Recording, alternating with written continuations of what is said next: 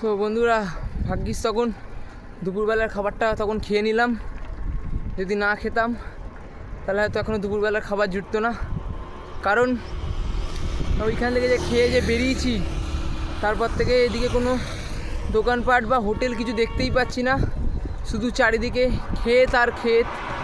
এখনও পর্যন্ত 100 kilometre cycle চালানো হয়ে গেছে আমার, আর পায়ে আস্তে আস্তে যন্ত্রণা করছে এবার।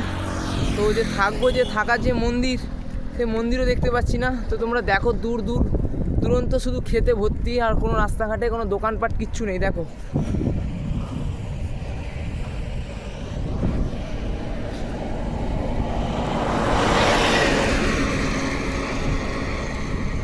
দেখতেই পাচ্ছ কী অবস্থা, পুরো দূর দূরান্ত খেতে ভর্তি।